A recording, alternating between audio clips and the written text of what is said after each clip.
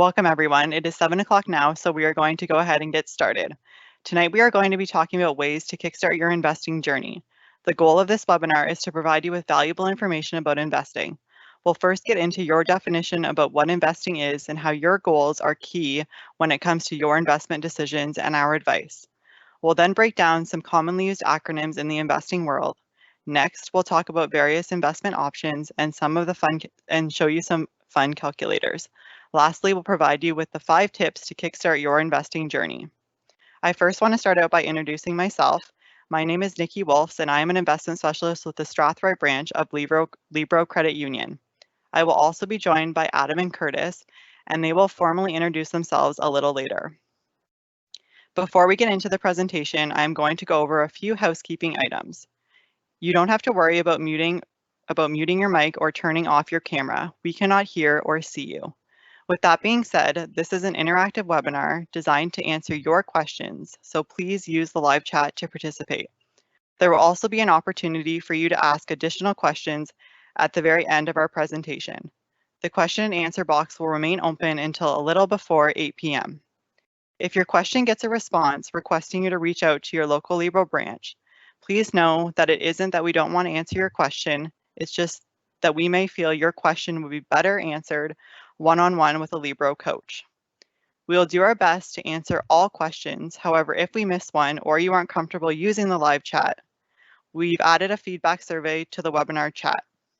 The survey will give you the opportunity to ask additional questions. On the survey, you'll also be able to put your information in and request a coach to reach out to you. If you do have to leave the webinar early, don't worry. It will be recorded and available for viewing on the events page of libro.ca within the next few weeks. Also, any past or upcoming webinars will also be posted there. Let's get started with some history about Libro Credit Union. We have 35 locations across southwestern Ontario with 70 years of history. We have 107,000 owners, growing daily with 700 employees.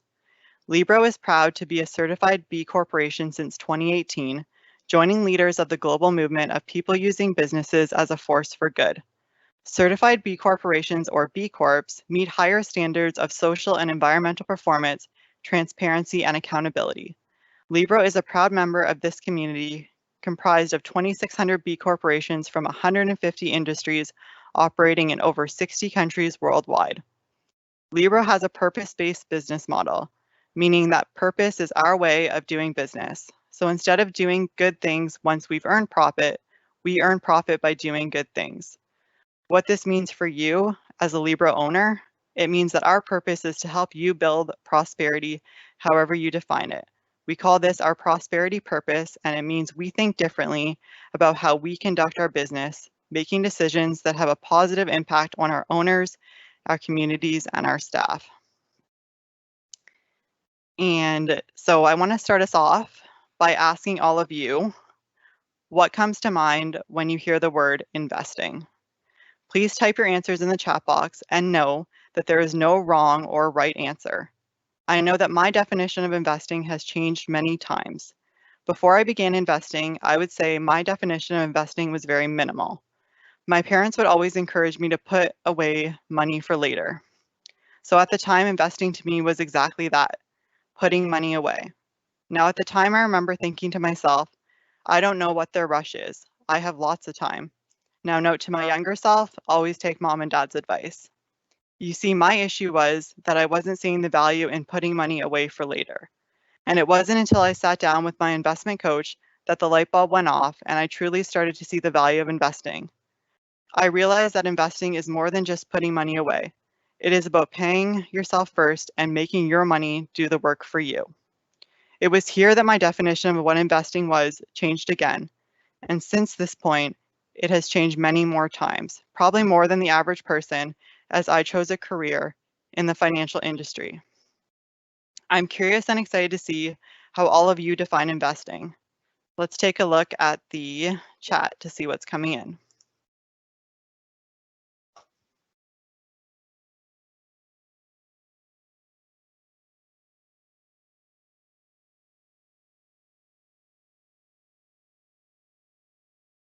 So I see someone has said investing means my future. Yeah. So investing means, putting away money for later. Someone says rich people invest. Yeah, so that's a good point. So Adam and Curtis are going to get into that a little later, and we're going to talk about, there's never a right age to invest, and there's never the, right amount of money to have set aside to invest. You can start, as early as possible. And then someone said retirement. Yeah, so a lot of people, put money away for their retirement. And then securing a future. Yeah, so again, talking about our future. Yeah. And then make my money work by itself. Yeah, so it's about, making your money do the work. So you don't have to think about, any of those decisions. You're putting that money away and then it's, earning that return for you all on its own. So that's a great bonus. Haley says putting money towards something like stocks will result in more money in the future. Yeah, again, about earning that return. And someone said setting money aside and placing them in the appropriate spot to accumulate what you want. Yeah, so when we're putting money aside, we're going to be investing it in certain things, and you want to put it in the correct vehicle that's going to align with what your goal is.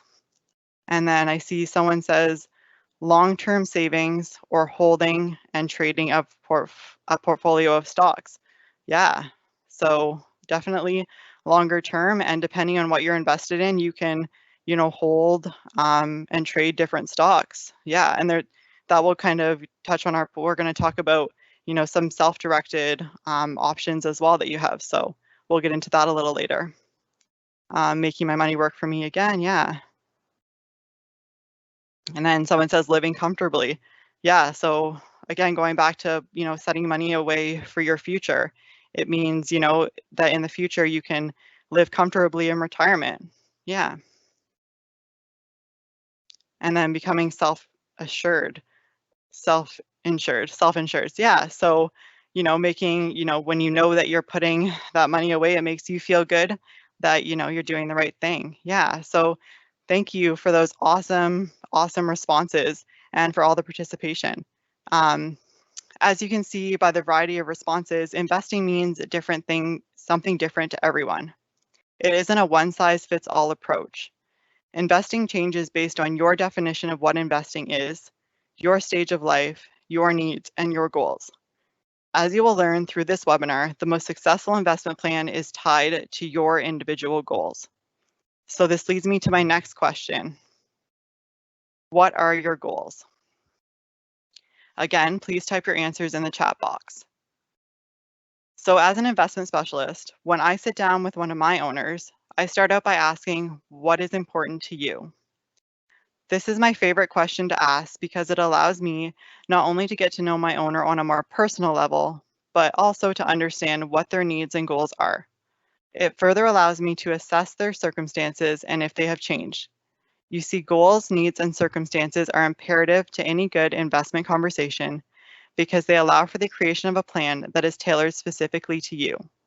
It is how we here at Libro coach our owners into achieving their prosperity. So let's see what your goals are.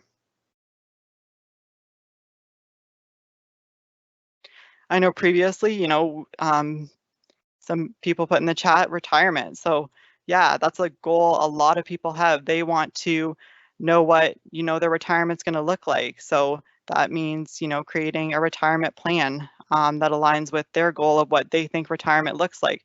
To some, retirement looks like traveling a lot. To others, it means, it's very low key.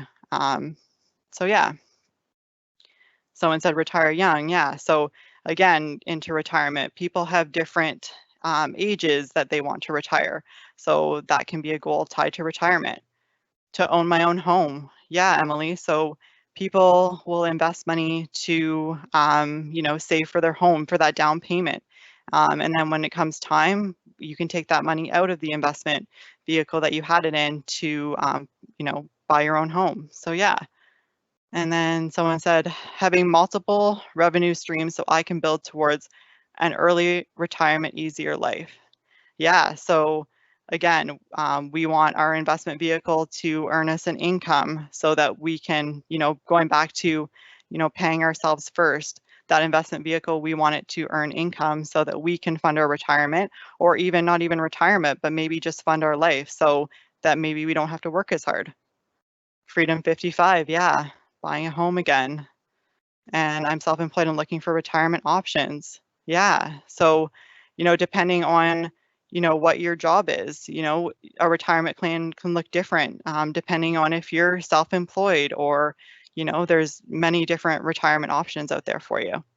I see a lot of, again, buying a home, a lot of goals are retiring early. Yeah, I think many people have that goal for sure. Financial freedom, yeah. Security for our kids' future, yeah. So, um, a lot of, parents are wanting to put money away for their children's education because we all know that, post-secondary education, it's not cheap these days. So, having an investment vehicle that will, maximize your return. And, the government does have certain programs that match and give grants out. So taking advantage of that free money. And then creating passive income with my savings, making my savings account useful so it can increase on its own. Yeah, so Curtis is going to talk about that a little bit later, the difference between saving and investing. So Haley, stay tuned for that. So thank you for telling us some of your goals. Before I hand it over to Adam to give us a breakdown of the commonly used acronyms in the investment world, I want you to know that each of these acronyms are products or solutions, all with different features. At Libro, we see how your needs and goals align with the features of a product or solution before making any recommendations. By focusing on your needs and goals, this ensures we aren't offering you a product or solution you don't need. Adam, I think they have heard enough from me for now. Do you want to take it away?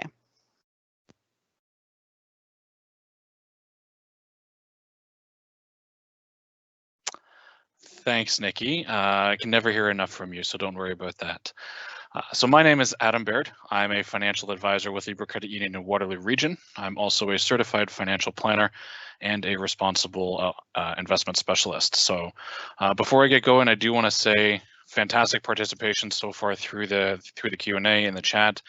Please keep the comments and questions coming. That's exactly what we're here for. I like a lot of participation when we do these things, so it's fantastic to see. Thank you for that. Investing can be really confusing, especially with all the various acronyms that this industry uses. So I want to break down some of the more common acronyms that you may see on television, on social media, or within whatever financial institution you happen to work with. So the first one here, tax-free savings account, one of, if not possibly the most common one that we hear nowadays, tax-free saving account, TFSA. Essentially, you put money in, you take it out, the money comes out tax-free. I'll try and give a very quick summary on some of these as we go. Registered Retirement Savings Plan, an RRSP. This one is also commonly referred to as an RSP. There's no difference at all between an RRSP and an RSP. There's nothing about that makes one registered over another. If you hear RSP versus RRSP, it's simply how the person that you're talking to is choosing to use the language. It's probably the most common vehicle that people use to save for retirement. There are tax deductions involved. It's very useful, very common. Excuse me. Our ESP, Registered Education Savings Plan, that's putting money away for your children in order for them to go to school with, essentially, is what we're doing there. There's some great tax deferrals there. Through that, we also have the ability to take advantage of various grants from the federal government to help build the savings that we're trying to accumulate for your children's education. A LIRA, a locked-in retirement account. These are also very, very common. Typically, if you work for an organization that provides you with some sort of pension plan or group RSP or something like that, if you leave that organization, whether it be through retirement or you've decided to move on, chances are you'll end up with some sort of locked-in retirement account. The idea there is the money was ideally put away for your retirement, and the government doesn't necessarily want us accessing some of it too early. So it's put in what's called a locked state. There are a lot of complexities that go with those types of accounts. we'd be happy to walk through any of those kind of one-on-one with you as well if you have those or you have questions about those. RIF, another very, very common one, Registered Retirement Income Fund. So what we're looking at there is eventually an RRSP becomes an RRIF. So the RRSP is essentially when we're accumulating that savings over time. We do get to a point eventually where we have to take the money out. So the government does not allow us to just keep these tax deferrals and deductions going forever. Eventually we have to take money out. That comes through a RIF. So eventually your RRSP becomes a Registered Retirement Income Fund, and that's paying you out a steady stream of the savings that you've accumulated over time. We also have what's called non-registered, also referred to as open. Essentially, that's an account that doesn't have any kind of tax advantages to it whatsoever. Anything that takes place within a non-registered or open account is a taxable transaction. And I do want to note that there's also all of these acronyms that I just walked through briefly. These are not investments. These are account types. So with the account types, it's literally nothing more than an account. The investment itself will be held within this account. Okay, so each of these different accounts is designed to achieve different goals. There's no one size fits all solution. Whichever one is best for you really depends on what some of your goals are, as Nikki was talking about previously on investing for goals. If you have other acronyms that you've heard of, you're wondering about, please feel free to drop them in the chat.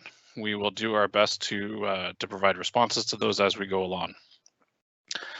We also have what's called responsible investing, also known as socially responsible investing, which is really kind of impact beyond returns and saying, of the money I'm investing, what is the money actually being used for, right? So responsible investing allows us to go one step further and say, how is my money being used? Is it being used for good, right? So that is one of the things that we're known for at Libro Credit Union is responsible investing and investing for the greater good.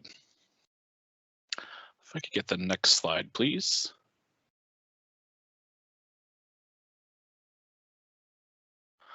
So I'm going to go through some of the various investing options, which I think is on the next slide. So there are a lot of different places where you can invest. So some of those places you're going to be familiar with. You see them on social media all the time, or you see them when you're driving down the street quite often as well. So you can, of course, invest with expert coaches at Libro Credit Union, as well as with other credit unions, big banks, insurance companies, independent financial advisors. So, those are going to be the investors groups, the Freedom 55s of the world, insurance companies, the big ones, Manulife, Sun Life. If you're investing with an advisor through kind of Manulife or Sun Life, chances are they're also an independent financial advisor. They're just using that insurance company as what we call a back office to provide some logistical and technological support to them. So you can handle all of this on your own too. If you are so inclined, you can invest online with companies like Qtrade and Wealthsimple. These are what we call DIY or do-it-yourself platforms. So you make all of your own investment decisions. You decide what to invest in and when. Success with this type of investing really comes down to a great deal of discipline and taking the time to research what you're putting your money into. You also need to stay on top of financial markets to understand what's happening on an ongoing basis. Some people love this type of investing, some people don't. So there's those who can't get enough DIY investing. They want to go online, they want to trade stocks all on their own, and some people, it's simply not for them. There's also what we call robo-advice or robo-investing. So this is going to be companies like Virtual Wealth and Questrade. I think we're all familiar with those somewhat annoying Questrade commercials. So with this, you are essentially telling a computer program what your goals are, what your risk tolerance is, and then the computer program is going to make all of the investing decisions for you. So those are just a couple examples of where and how you can invest. Which one you choose should align with your overall goals and objectives, as well as your comfort level making your own investment decisions. If you're not sure what to do, what platform might be best for you, speak to a Libro coach. We'll talk to you about what's important and provide guidance on what would probably be the best path forward for you as well. Next slide, please. Everybody's seen this a lot. So we're going to talk briefly about GameStop. So there's been a lot of buzz about it lately. Thought we'd take a few minutes to say what the heck is GameStop and what's all this that I'm hearing about. So I want to start this section by saying quite plainly that what's going on with GameStop, this is not investing. This is gambling more than anything else. And it may seem very simple, but it's much, much more complicated than many people realize. So GameStop is a retail business that deals in video games. Due to the company's poor performance over the last decade, large hedge funds were what we call short selling the stock. Short selling is when you bet that a particular stock is going to decline in value. So through Reddit, which is a social news aggregation platform, apologies for the twisted tongue there, it was noted that a few large hedge funds held very large short positions. So people were encouraged through Reddit to buy as much GameStop as they could. This created artificial demand, which caused the value of GameStop shares to sharply increase. This shouldn't have happened because GameStop's financial performance did not warrant this large change in value. Quite simply, nothing about this company warranted a value per share in excess of $300. So because the value surged so much, any investor, be it an individual or a hedge fund, that had been shorting the stock began losing money fast. When you short something, the potential losses are unlimited. You can lose more than your original investment with this type of trading. So what was the point of all of this activity? Simply put, it was to make some Wall Street hedge funds lose money, which some of them did. It was kind of an interesting experiment of Main Street versus Wall Street. Eventually, all of the participants in this trade, particularly the ones who purchased the stock, began to take their money out. It had increased in value so much they wanted to start realizing their gains, so they started taking their cash back out. Because so many people started taking their cash back out, it caused the value of the stock to start declining quite rapidly. So many investors who were late coming into this actually began to lose a lot of money very quickly. Various trading platforms and brokerage houses, such as some of the big banks or things that you hear like Robinhood or Wealthsimple, they actually began to restrict purchase of the stock simply because it was known that this was effectively market manipulation. Right? There was no reason for this to be taking place.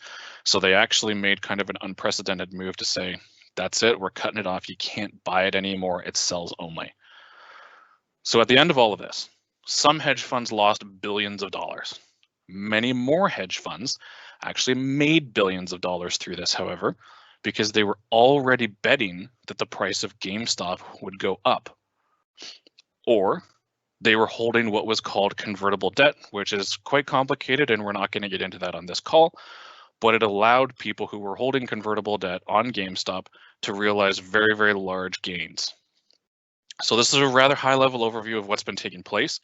It's much more complicated than it appears, especially if we start getting into the option trades that were taking place as well.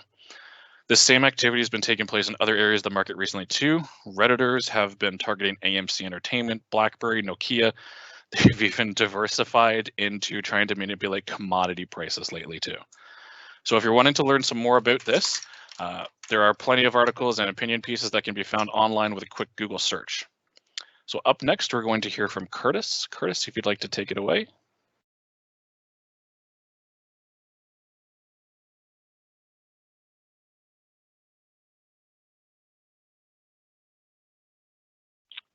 Hi, everyone. My name is Curtis McDougall. I'm an investment specialist at Libro Credit Union's Sarnia branch. And if I would have known Nikki and Adam were going to do this well, I would have just let them have the steering wheel the whole presentation, but I will still give it a shot. Similar to Adam, I do hold my responsible investment specialist designation. I'm an advocate for financial literacy, and I am an active volunteer with Junior Achievement Canada. where I do volunteer with local elementary and high school students to deliver financial literacy programs. I guess the first thing I'm going to be talking about today is what is the difference between saving and investing. So again, if you want to start popping some questions, thoughts, kind of comments into the chat there, I'll kind of give a little bit of my own personal insight into what the difference is there, and then we can take a look and see what everyone else thinks as well. Similar to Nikki, my outlook on investing has certainly changed over the years. I remember when I kind of got my first job and I first started savings, I thought I was doing the best thing I possibly could. I was tucking all my money away into my high interest savings account, which, I mean, high interest, how could you do better than that? The answer is a lot of different ways, which we've touched on a little bit.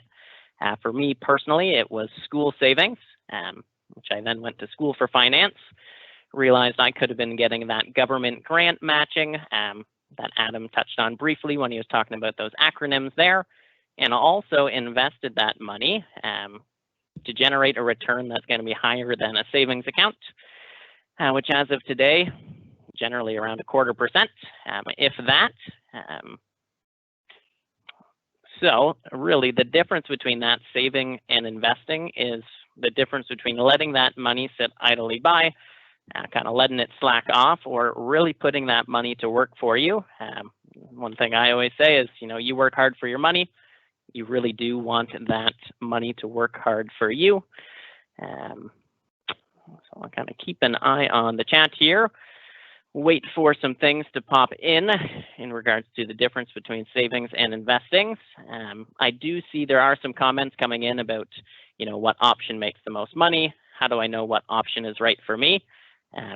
Those are kind of a loaded question there. That would kind of circle back to Nikki's piece there on we truly do take a goals-based approach to personal finance here at Libro. So what option is right for you is really going to depend on, you know, what you're saving for, when you're going to need that money, kind of your attitude in terms of taking risk with your investments, which we will get into a little bit further on as well. I am seeing some stuff come in the chat here. So we have saving is tucking your money away versus investing means tucking your money away in different points that will make money. So yep, great point there. Investing is really making sure that money is going to generate a return for you. Savings are soon, investing is later. Good point as well. There's still are some short-term investment options, but certainly a lot of investing is geared to the long term. I have here someone saying, I remember something about inflation being bad for saving money. I could talk all day about inflation. In simple terms, inflation is the rising cost of goods. Right now, they estimate it to be about 2% per year. So the issue that I think you're getting at there is right now with savings rates the way they are, if you had just let all your money sit in a savings account, the cost of goods and the cost of living is going to go up faster than your investments or savings are going up, which means they say you are losing your purchasing power, which simply put means if you had put $10,000 aside in your savings today and intended to use that for retirement 30 years down the road, if you're not earning at least inflation, the rate of inflation, then that money is no longer going to buy you the same amount of goods and services it would today. We have savings is short-term goal. Investing is for achieving long-term goals. Again, a great comment there. That one came in from Emily. We have Brandon here, putting money aside, saving, compared to putting money to work, investing. That's almost exactly how I like to put it. So that is great there. I certainly agree with you, Brandon. Let's see. We have savings is something you don't expect to grow versus investing is for long-term growth. So certainly, yeah, especially with today's interest rates, savings do not generate much. but there is certainly some good long-term growth potential if you're willing to look at some investment options. We have a question from Haley here. Can I invest in dividends through Libro? So dividend is actually a type of, or one of the ways you can earn money on an investment. A dividend is a company sharing its profits back with its shareholders. It's actually very similar to the profit shares we pay back to our owners at Libro. So we certainly do have investment solutions that do have a dividend income associated with them that we can do in branch. Certainly you could invest into dividend bearing investments within a self-directed platform like Qtrade that Adam mentioned earlier. With that, I certainly would recommend, getting in contact with your Libro coach to kind of have a more in-depth conversation behind that. But we certainly do offer investments that would generate dividends for you. So a lot of great comments there. Again, thanks for being active. It really makes my job easier. I do have kind of a quick example to kind of really illustrate that difference between savings and investing. If I can get the next slide here.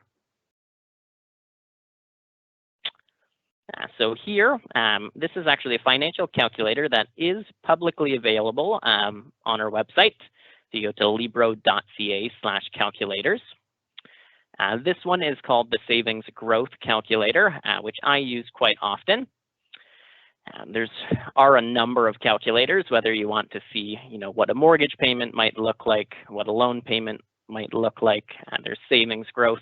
There's a retirement calculator to take a quick look and see what your retirement income might look like. The scenario I've done up here, two very similar scenarios. In both cases, we're starting with an initial investment of $500.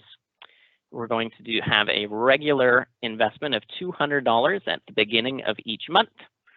We're going to start investing at age 25. We're going to stop investing at age 65, which is kind of the standard retirement age there. So in both cases, there are going to be 40 years of growth. In scenario one, I've used that 0.25% or 0.25 to kind of illustrate what that might look like if you had just kind of tucked it away and let your money slack off in a savings account.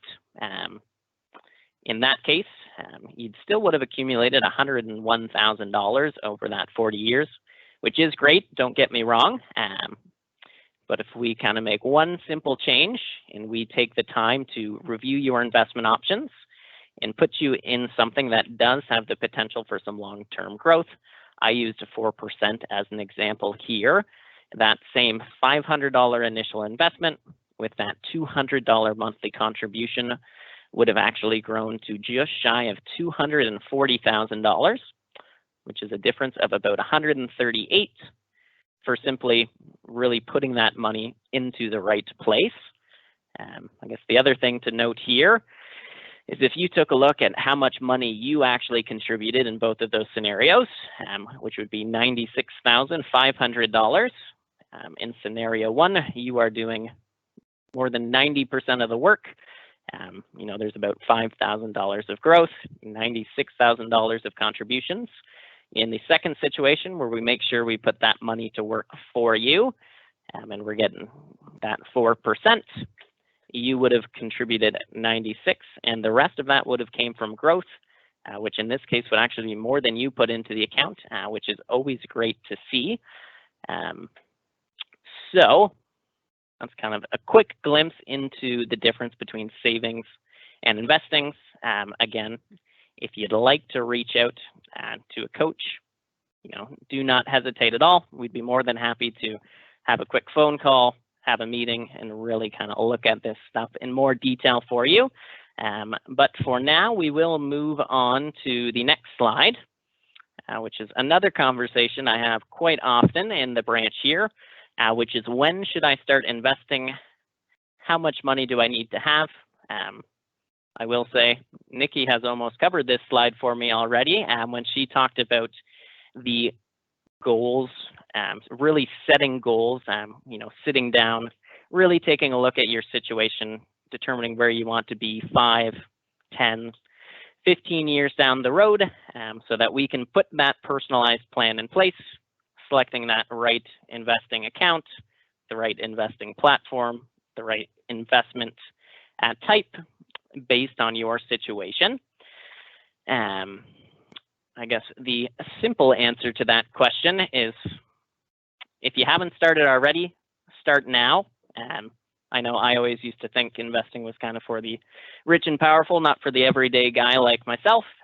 You can start investing into, stuff with long-term growth potential for as little as $25 a month.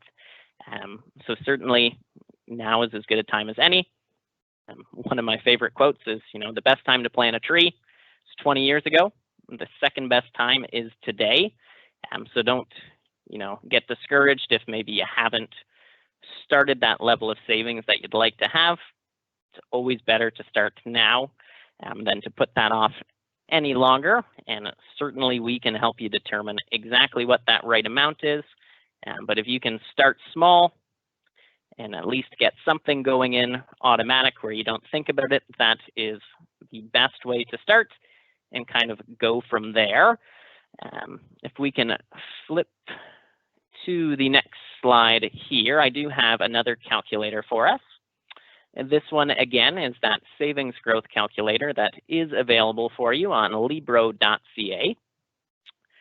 This time, this one more so shows the benefits of starting early. In this case, in both scenarios, we've invested wisely, and we've averaged 4% on average. Again, it's that $500 starting out, $200 a month. This time I changed the time frame a little bit. So the first one is still that 25 to 65, 40 years of growth. In the second situation, we held off till 35. Saving for retirement kind of sat on the back burner for 10 years. Then we decided, you know what, it's a good time to get started. In this situation, the difference between starting now or 10 years from now actually amounts to just shy of $100,000, which again, I always like to take a look at what the difference in your contributions would have been in that case, which in this case is about $24,000 difference of what you've actually put in. But just having that money in the markets, having that invested wisely for the long term certainly makes a big difference. And again, certainly more than happy to review any of this stuff in detail, as are any of our other Libro coaches here. So that is another kind of quick look at those calculators. Feel free to try those out by yourself as well. If we can get the next slide going. So as this title may suggest, we actually do have 5 tips for you to help kickstart your investing journey. So if we can flip to the next slide again, we do have that listed here for you. So the first thing, is start as early as possible. So right now, if you can, you want to invest regularly. Again, you can start off with as little as $25 a month, certainly not a large commitment. We want to increase those savings over time. So, if you start with that $25, maybe 6 months down the road, you don't even notice that $25 is gone. We bump that up to $50. So we're going to want to keep continually doing that. The next point is take the free money. So whether it be through those registered education savings plans with the government grants, or it could be a group RSP or a pension plan where your employer is contributing on your behalf. You certainly want to take advantage of that as much as you can. There's only so much free money out there, so you might as well take what you can get. And our last tip there is don't do it alone. There's certainly all kinds of financial institutions out there that'd be more than happy to take a look at things for you. Libro certainly being one of those. We'd love the chance, to get to know you and put one of those personalized plans in place for you. which actually brings me to the next slide here, which is Libro's approach to investing, which really is kind of the culmination of everything we covered so far. We really do pride ourselves here on taking a goals-based approach to personal finance. So we really do like to sit down, get to know you, get to know your family, get to know your goals, so that we can put that plan in place to make sure we're utilizing the right account type, the right investment platform, with the right investment to really get you from where you are today to where you want to be. Again, whether it be 5 years out, 10 years out, 15 years out, we certainly want to help get you there any way we can. And certainly another thing I always like to add is, the worst thing that's going to come out of meeting with a coach here and reviewing your finances, absolute worst case, you find out, you already are doing well, but more often than not, there's at least something small we can add to push you in the right direction. And in lots of cases, you simply don't know what you don't know. Another one of my favorite quotes there. And we can kind of help to fill in that knowledge, those gaps for you. So yeah, that is kind of our approach to helping you achieve your goals and grow your prosperity. I will now pass it back off to Nikki for kind of closing comments.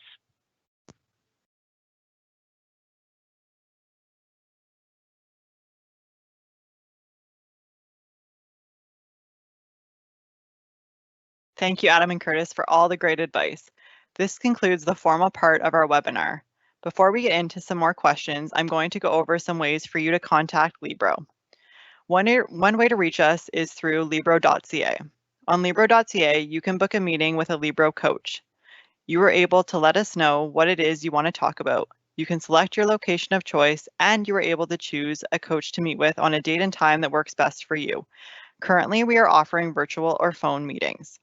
Also, there is a yellow tab in the right-hand corner of the homepage that says Join Libro. Here you are able to open your account of choice with us online. You can also phone Libro Connect. Libro Connect is our contact center located in the Windsor, Essex region. Here you can chat live with a Libro coach. They have extended hours and are there to assist you after regular branch hours. I'll put the phone number in the chat for everyone to see. Lastly, you can reach out to a coach directly.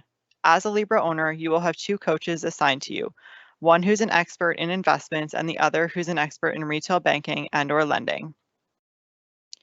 We are now going to give you an opportunity to ask us some more questions. What additional questions or comments do you have about anything that we've covered tonight?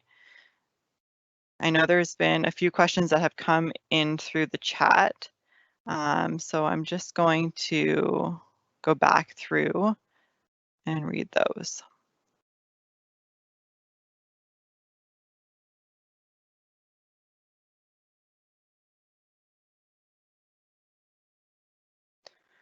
So Haley did ask, what is the difference in interest rates of a high interest savings account and a tax-free savings account? So as I responded, the return on your investment will depend on what it's invested in. The benefit of a tax-free savings account is that any interest or income generated is tax-free, meaning that you don't have to claim that income as income on your income tax return. And then someone else had asked, what investing options makes me the most money? Adam responded saying the best option for you will depend on several factors, including your goals, time horizon, risk tolerance, and investing experience. A Libro coach can walk you through the options and provide advice on what would be best. And then someone else asked, how do I know what option is right for me? So I said, determining the investment option that is right for you will depend on what your needs and goals are. And I would encourage you to sit down with a Libro coach to discuss further. Once we determine what your goals and needs are, we will put a plan in place that is right for you. And then someone asked if it's worth it to invest in gold or silver. Adam responded with, whether or not it's worth it will depend on some of your personal investing goals. Precious metals can be a volatile market, and it would be a good idea to chat with an advisor to see if this makes sense for you.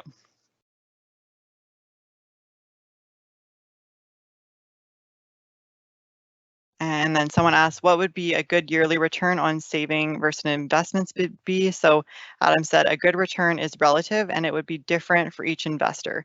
Depending on risk tolerance and life stage, some investors would be thrilled with a 4% return, while other investors may want to see double-digit returns continually. It's all about you and your goals and objectives. Yeah.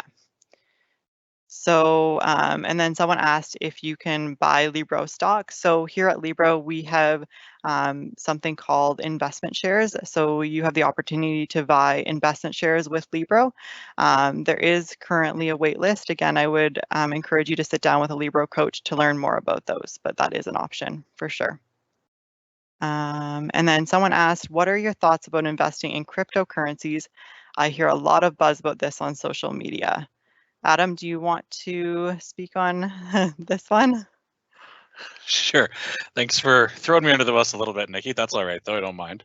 So cryptocurrencies, there is a lot of buzz about this, particularly with Bitcoin. I believe it was just within the last 24 hours, exceeded $50,000 US, which is a record for it. Cryptocurrency, again, a highly volatile market. So if you're not familiar with cryptocurrency at a very high level, it's essentially digital currency. It's not necessarily, paper money or anything like that you're going to be able to pass around. Crypto can be very, very challenging simply because a few years ago, I believe Bitcoin was up around $30,000 to $35,000. It crashed quite considerably and plummeted down to about below $5,000 within a few weeks. It's now again back up above $50,000. So it's really, really volatile. And whether or not it makes sense for you, again, it's going to depend on your goals. If you're going to be getting into crypto or precious metals or something like that, you're probably going to need a fairly substantial risk tolerance to tolerate those volatile fluctuations constantly in the investment.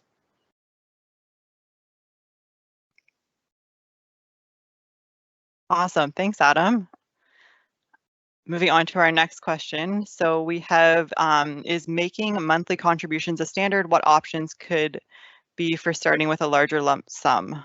So with any investment, you have the option to do both lump sum purchases or lump sum deposits, as well as regular contributions. Now, depending on what your investment vehicle is, there is certain pros to investing regularly. One is that you're paying yourself first on a regular basis, so that is key. Now, with mutual funds, there is something called dollar cost averaging. So that's kind of like you're buying the market on sale essentially. So when you're putting money in on a regular basis, you're taking advantage of the ups and downs in the market. So again, reach out to a Libro coach to learn more about that option as well. And then someone said, what are your thoughts about risk tolerance when you are 4 to 5 years away from retirement and have a sizable nest egg? So Curtis answered this one for us. So he said, there is certainly a lot to consider as you approach retirement and a new stage of your life. Without getting to know you and your situation, I can't provide much insight, but I'd love the opportunity to meet with you to get to know your situation and provide more insights and advice. So yeah, again, we'd find it good for you to sit down with a Libro coach so we can fully get to know you and understand what your needs and goals are. And then someone said, if I'm looking at investing, is that through my regular coach or someone else? So you can reach out to the coach you normally work with, and they will make the appropriate introduction if needed. And yeah, like I said, you do have 2 coaches at Libro. So if you reach out to the one you regularly talk to, they will direct you in the right direction. So someone said, can you provide a glimpse of cost of living in 30 years and the type of worth required to support a comfortable retirement for the average household?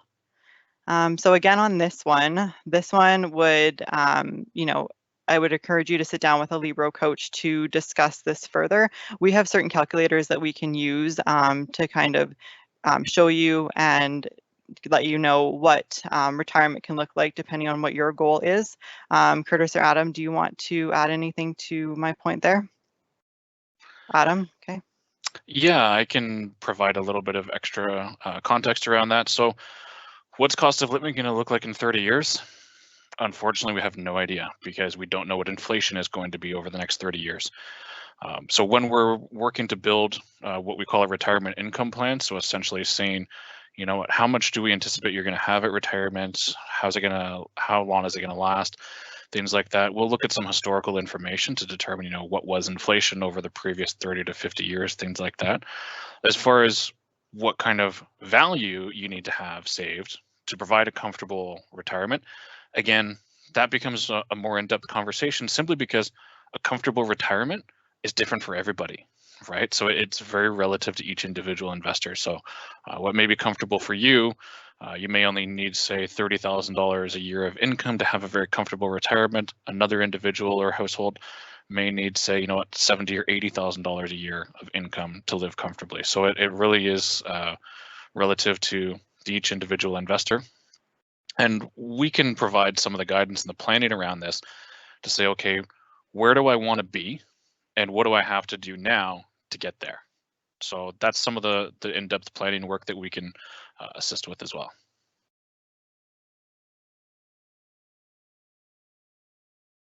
Awesome, thanks, Adam. And I see our last question in the chat is, how do I use my tax-free savings account to save for a home? So Emily, with a tax-free savings account, you can, put money in there on a regular basis. And then when you do need to take it out to use it for the down payment on your home, remember that it is tax-free at contribution and tax-free at withdrawal. So you're able to take out of your tax-free for that down payment on your home. So the tax-free offers a lot of flexibility and convenience when it comes to saving for buying a home. And again, any further questions, I would direct you to reach out to a Libro coach for that one.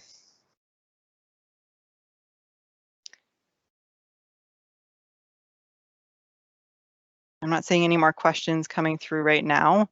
I'll give you a moment to just, if there's any further questions.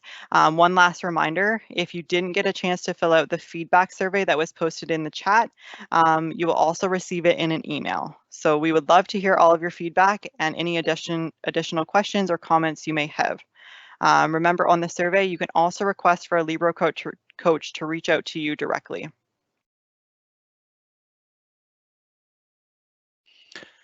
Nikki, just to interrupt for a moment, we just did see one last question that looks like come in there. Does it make more sense to pay off a loan or make the monthly payments on the loan and put extra money into an investment? So again, as the theme that you keep hearing tonight is all about goals, right? So it really depends on what your goals are. Does it make sense to pay the loan on a regular basis and invest a little bit, or does it make more sense to pay the loan off now and invest what I can? There's not necessarily a right or wrong answer, and I would say it's actually one of the most frequent questions we get when working with owners is, what do I do? Do I accelerate the mortgage and worry about investing later, or do I want to try and do both? So the answer is, again, it depends on your goals. We know from simple mathematics and statistics that the earlier you're investing, the better off you're going to be, even if it's a smaller amount. As far as, should I pay this off or not? Again, one of our coaches can actually work with you to say which one makes more sense. Curtis mentioned some of the Libro.ca calculators that are available. We do have a calculator on Libro.ca that is essentially, I believe it's called Pay Off the Debt or Invest, and it will show you kind of which one might make more sense for you. Sometimes it comes down to interest rate differentials. Can I get a better return than the interest I'm paying on the loan? Other times it just comes down to the goals. Some people are very, very debt averse, and they just want to have the debt gone at all costs, and they'll worry about investing later. So it's really about what makes the most sense for you. Again, like we've been saying continually throughout the evening, there's no one size fits all. It's all about you. It's all about your goals and what you want to achieve.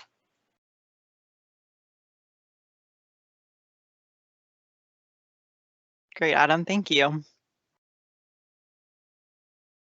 So we'll just give it a few more moments to see if there's any last minute questions that come in.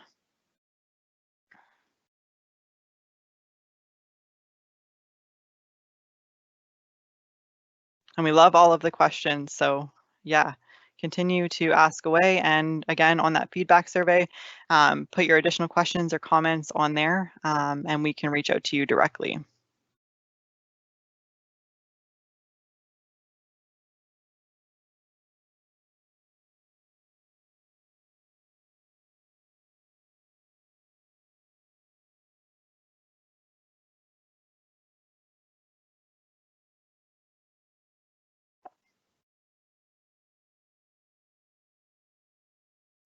So I think if there's no other questions that are coming in, I want to say from all of us at Libro, thank you for joining the webinar tonight.